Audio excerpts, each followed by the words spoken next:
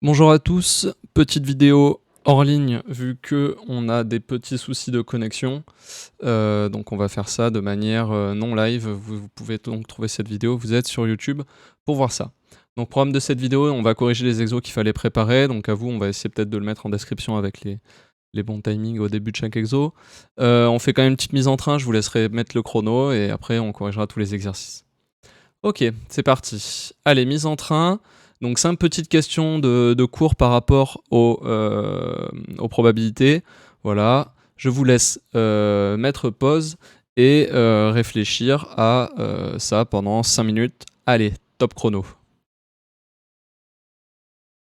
Voilà, j'espère que vous avez le temps d'y réfléchir, sinon ça sert pas à grand chose de juste regarder la correction. Vous faut encore remettre pause et vraiment y réfléchir, sinon on corrige. Alors la probabilité d'un événement est un nombre compris entre quoi et quoi?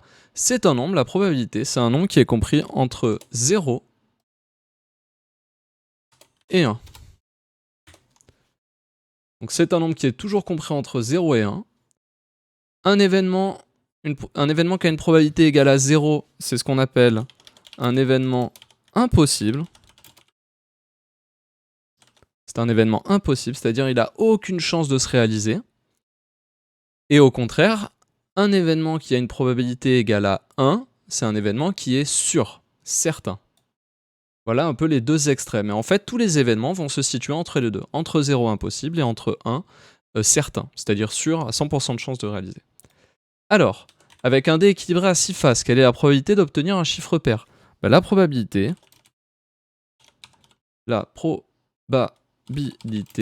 est de...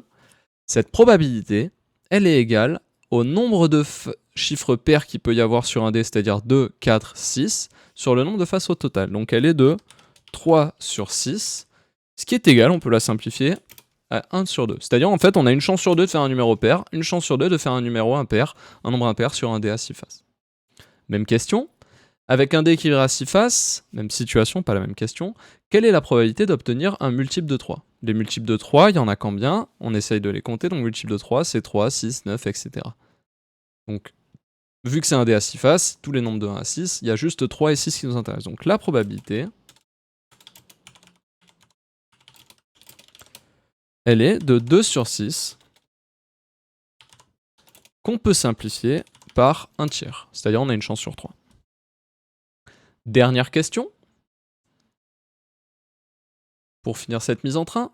Avec un dé équilibré, j'ai obtenu 15 fois d'affilée le nombre 6. Si je relance le dé, j'ai moins de chances d'obtenir un 6. Vrai ou faux? Ça, c'est le genre de question assez classique. On a toujours la même chance d'obtenir 6. C'est pas parce qu'on a obtenu 15 fois d'affilée le nombre 6 qu'on a plus ou moins de chance. C'est faux. On a toujours autant de chances d'obtenir le nombre 6. Ok, je vous laisse prendre le temps de prendre cette correction. Vous pouvez mettre pause quand vous voulez. Vous êtes à votre rythme sur YouTube. On passe à la correction du 23, page 166. Donc on a, voilà, on a un stand de Eva. On fait tourner une roue de loterie ci-dessous. Donc on voit une roue avec différentes lettres et différents secteurs. On admet que chaque secteur a autant de chances d'être désigné. Ok, évidemment, tous secteurs ont la même taille, on tourne la roue, on imagine. Voilà.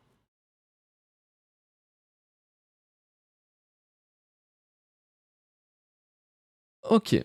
Alors, quelle est la probabilité de l'événement A? Donc l'événement A, ça veut juste dire qu'on gagne un autocollant. Donc là, une seule case qui nous intéresse, sur combien de secteurs au total? 1, 2, 3, 4, 5, 6, 7, 8, 9. Sur 9 secteurs au total. Donc on a une chance sur... Pardon, 8 secteurs. 1, 2, 3, 4, 5, 6, 7, 8. On a 8 secteurs au total. Donc on a la probabilité de l'événement A, c'est égal à 1 sur 8. Deuxième événement. Deuxième événement, quelle est la probabilité de l'événement T?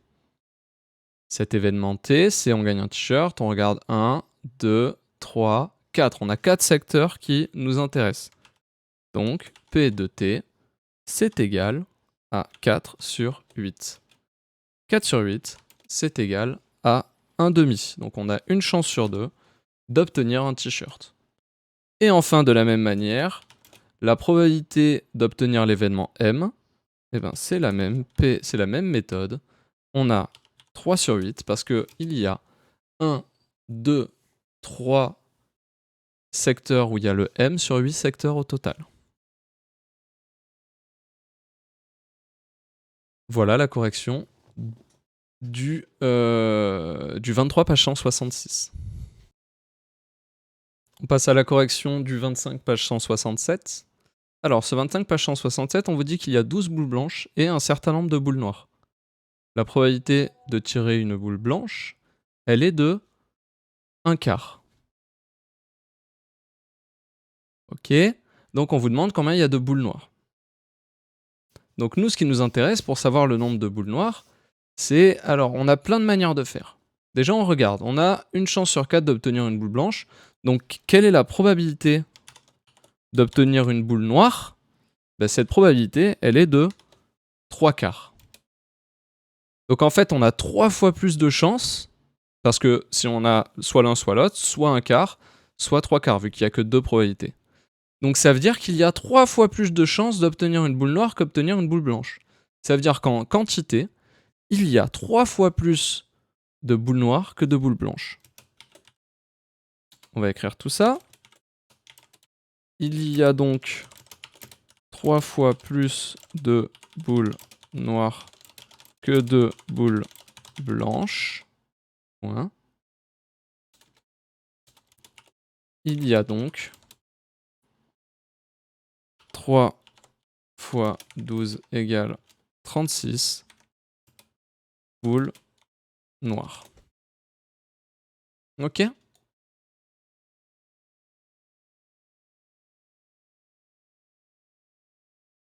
Hop là, on réduit un petit peu la taille. Magnifique. Il y avait plein d'autres manières de faire. On aurait pu faire un tableau en disant que la probabilité 1 sur 4, c'est égal à 12 boules blanches sur le nombre de boules au total, c'est-à-dire faire une espèce de petit tableau.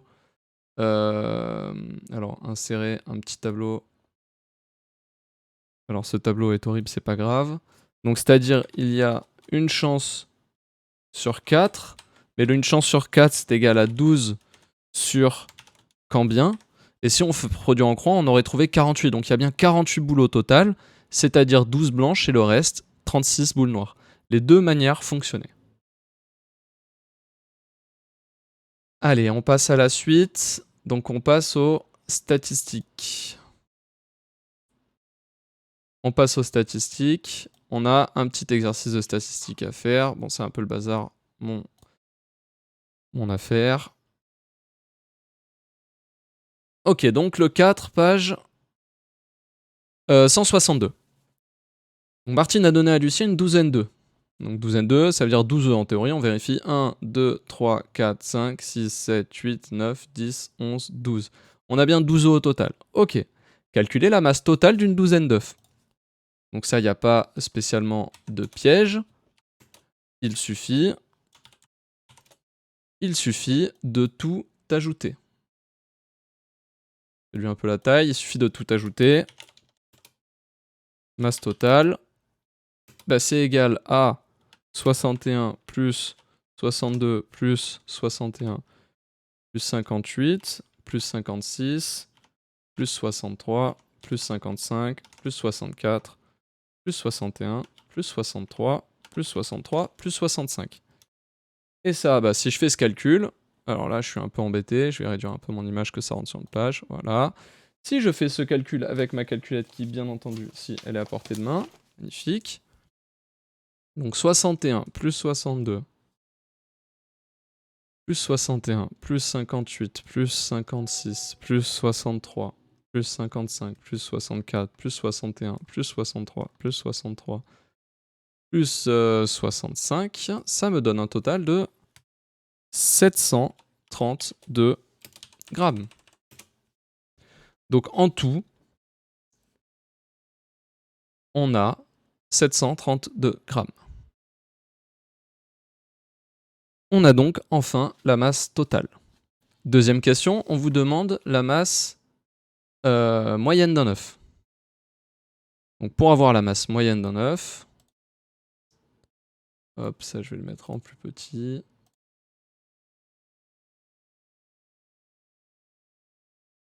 Pour avoir la masse moyenne d'un œuf, il suffit de prendre la masse totale, c'est-à-dire 732 grammes, et de la diviser par le nombre d'œufs. C'est égal, si on divise par 12, ça nous fait 61 grammes. Donc la masse moyenne, c'est de 61 grammes. On regarde si le truc est logique.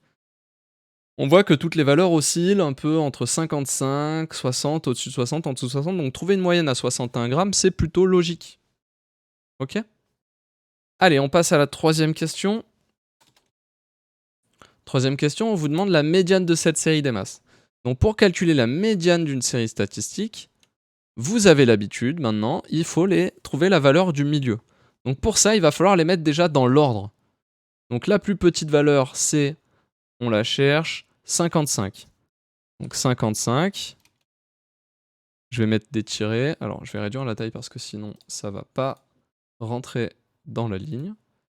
Donc je vais mettre des petits tirets. 55, ensuite on a 56, 58. Je crois qu'il n'y a plus rien en dessous de 60. Ensuite on a 61 une fois, deux fois, trois fois. Ensuite on a un 62 grammes. On en a qu'un ou pas? Oui, on a un 63 trois fois. Et on a enfin un 65 grammes. Pour être sûr de ne pas en avoir oublié, on les compte.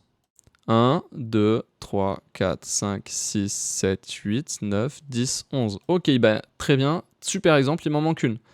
J'ai oublié le 64 grammes. Donc je le mets. 64 grammes. Donc j'ai bien mes 12 valeurs. Je veux les couper en deux. 12 valeurs, pour les couper en deux, c'est 1, 2, 3, 4, 5, 6. Voilà, 6 valeurs. Ça, je vais le mettre. Allez, je vais le mettre en rouge foncé. Et 1, 2, 3, 4, 5, 6 valeurs que je vais mettre en vert foncé. Et donc la médiane, c'est la valeur qu'il y a au milieu. Sauf que comme il y a un nombre pair de données, il n'y a pas de valeur au milieu. Pour ça, eh ben, je vais devoir un peu me débrouiller. Donc pour ça, on va trouver la valeur qui est au milieu entre ces deux valeurs. La médiane, ça va être... je vais le mettre en noir. La médiane,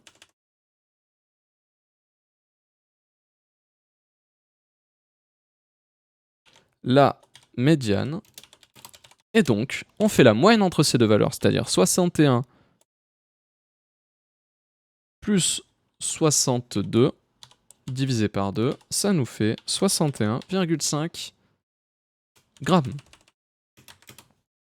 Ok, on aurait pu le deviner, on n'était pas obligé d'écrire le calcul, c'est une méthode générale qui nous permet de nous en sortir si on ne sait pas. Mais on aurait pu juste trouver la valeur. Donc 61,5 grammes. Ok. Et enfin, quatrièmement, on vous demande, ça c'est on garde pour la fin mais c'est pas le plus dur, on vous demande l'étendue de cette série. L'étendue d'une série, c'est la différence entre la plus grande valeur et la plus petite valeur. La plus grande valeur, c'est 65, la plus petite, c'est 55, donc l'étendue est 65 moins 55 égale 10, et c'est des grammes encore. Ça veut dire que toutes ces valeurs d'œufs, elles s'étendent sur 10 grammes. Entre la plus petite et la plus grande, il y a 10 grammes. Voilà pour le 4, page 162. On passe à présent au 15, page 164. Donc on a un document qui est quand même assez grand. Donc ça, il y en a la plupart qui l'avaient peut-être déjà fait en classe. On va essayer d'être le plus clair possible. Ok, donc le professeur documentaliste du collège a demandé aux élèves d'une classe de 3e de compter le nombre de spams, c'est-à-dire des courriers indésirables, qu'ils ont reçus sur la messagerie au cours d'un week-end. Le graphique ci-dessous nous montre les résultats de cette enquête. Donc là, on a le nombre de spams reçus, et là, le nombre d'élèves. Si je prends une ligne au hasard, par exemple là, le 6 spams reçus, ça veut dire un nombre d'élèves 3, ça veut dire que 3 élèves ont reçu 6 spams. Première question, combien d'élèves n'ont reçu aucun spam? Donc aucun spam c'est 0, il y a 3 élèves. 3 élèves n'ont reçu aucun spam.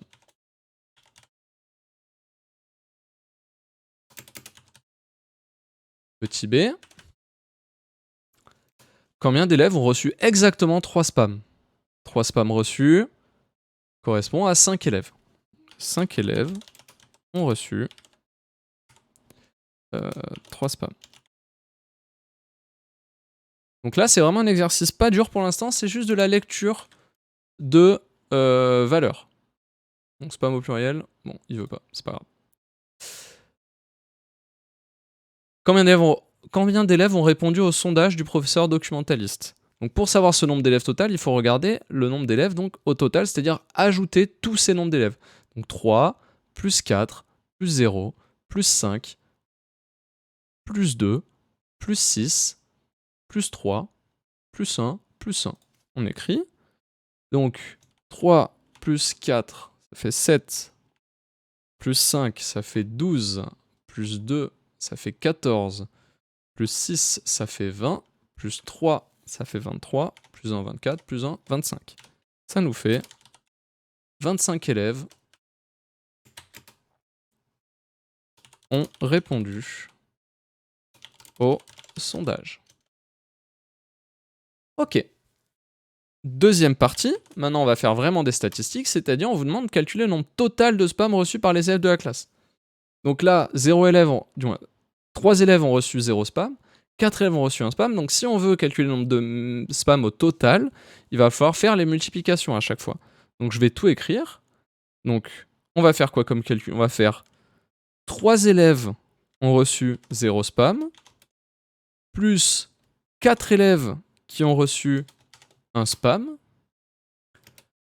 plus 0 élèves qui ont reçu 2 spams. J'écris tout même si c'est pas utile, hein. 0 x 2, on sait que ça va 0, ça va pas contribuer dans le nombre total de spams, mais je l'écris quand même pour être le plus clair possible. 5 élèves ont reçu 3 spams, plus 2 élèves qui ont reçu 4 spams, plus 6 élèves qui ont reçu 5 spams, plus etc. C'est un peu fastidieux, mais c'est pas si compliqué. Plus 7 qui ont reçu un spam, plus enfin 8 élèves qui ont reçu un spam. Je sors la calculette pour faire ce calcul. Ok, donc 1 plus 5 x 3, plus 2 x 4, plus 6 x 5, plus 3 x 6, plus 7 x 1, plus 8 x 1. Et ça nous donne 90. Donc il y a eu 90 spams au total. Cela nous permet d'enchaîner à la question d'après. On vous demande le nombre moyen de spams reçus par chaque élève, par un élève de cette classe.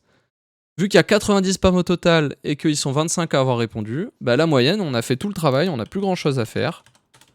Donc, nombre moyen de spam, c'est égal à 90 divisé par 25. Je vais vous le mettre en formule.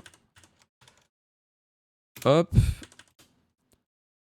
Et c'est égal 3,6. 3,6. Donc, en moyenne, les élèves ont reçu 3,6 spams. Le nombre médian, là, c'est un petit peu plus dur et il va falloir essayer d'être le plus clair possible. Donc, ils sont 25 élèves. 25, je veux le couper en 2. Pour le couper en 2, c'est un nombre impair, ça va pas marcher. Donc 12 plus 1 plus 12. Là, j'ai coupé, c'est comme ça qu'on coupe en 2 un nombre impair. Il y a 1 au milieu que je pourrais pas couper en 2 forcément, et après, la même quantité des deux côtés. On vérifie, ça fait bien 25 cette quantité. Donc si je trie ces 25 valeurs dans l'ordre, et que je cherche celle du milieu, celle qui m'intéresse, ce sera celle-là. Donc on cherche la 13e valeurs de la série.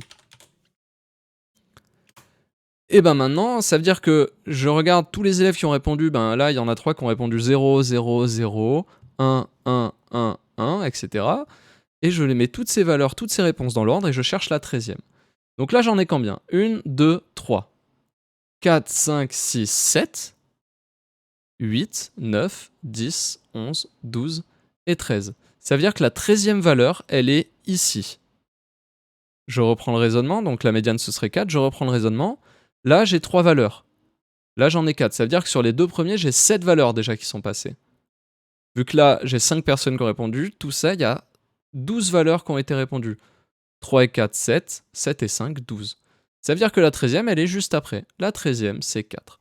Donc, le nombre médian de spam reçu est donc 4.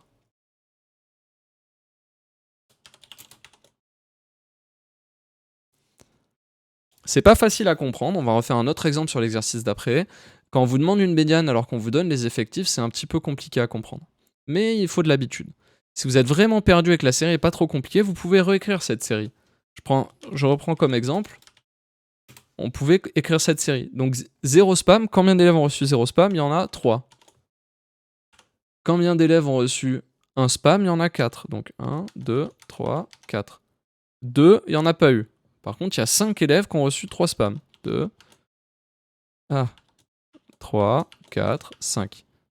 Ensuite, il y en a 2 qui ont reçu 4, etc.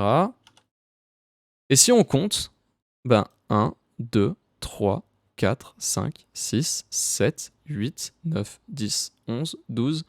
Et la 13e valeur qui est bien celle-là. Vous voyez que c'est beaucoup plus long. Et si là, c'était pas 10, c'était pas 1, 2, 3, 4, mais c'était 10, 20, 30, etc., que c'était des nombres énormes, on n'aurait pas pu écrire ça. C'est pour ça qu'il faut s'entraîner avec les effectifs et essayer de les compter.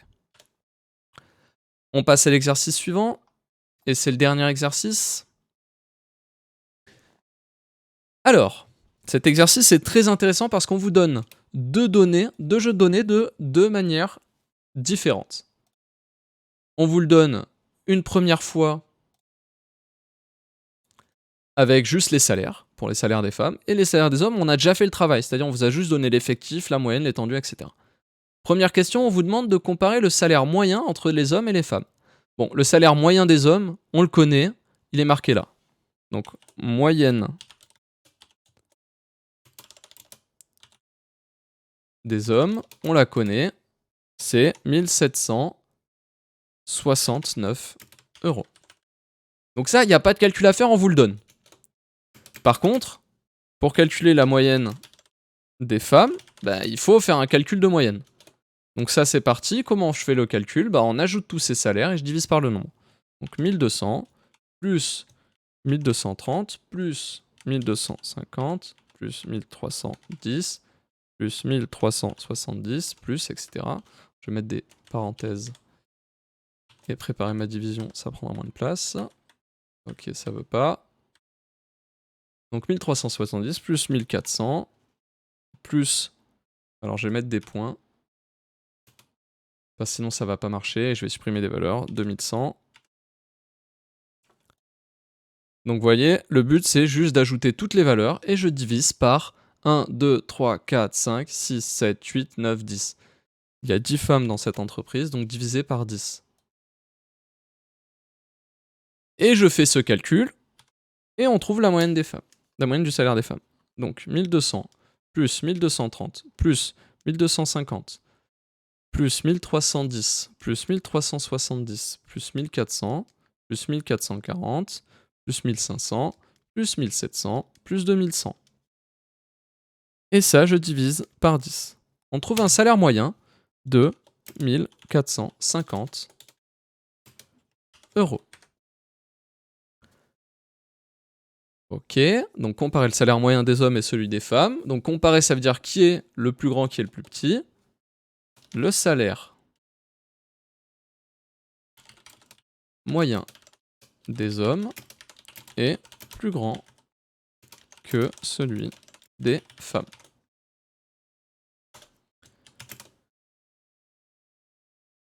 Deuxième Question. On tire au sort une personne dans l'entreprise. Quelle est la probabilité que ce soit une femme? Donc ça c'est vraiment une question de probabilité.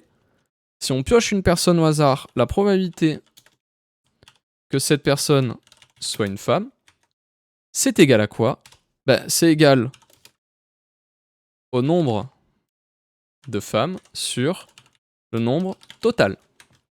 Toujours pareil pour les probabilités. Le nombre de cas qui nous intéresse divisé par le nombre de cas total. Le nombre de femmes, il y en a 10, on vient de le dire. Combien il y a d'hommes? Il y en a 20. Donc ça veut dire que en tout, il y a 10 plus 20, 30. Donc ça veut dire que ça fait 10 sur 30, c'est égal à 1 tiers. C'est environ égal à 0,33. À 0,3. On a une chance sur 3. Si on pioche un salarié au hasard dans cette entreprise, on a une chance sur 3 que ce soit une femme. Troisième question. Le salaire le plus bas de l'entreprise est de 1000 euros.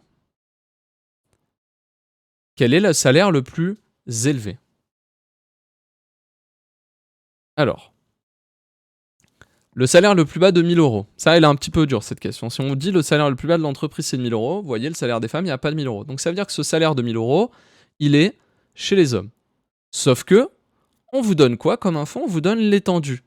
On rappelle que l'étendue, c'est la différence entre le plus petit salaire et le plus grand salaire.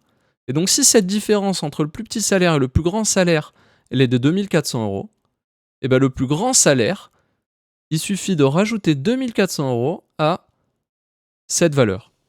Donc, on reprend l'étendue. Donc, le plus bas salaire est celui d'un homme. Parce qu'il n'est pas chez les femmes. Dans ce cas-là. On sait que l'étendue, c'est égal au salaire max moins le salaire minimum. C'est-à-dire que 2400, c'est égal au salaire max qu'on ne connaît pas. Salaire maximum moins 1000. C'est un peu des équations en fait qu'on est en train de faire. Le salaire, donc 2400, c'est que c'est égal à quelque chose moins 1000.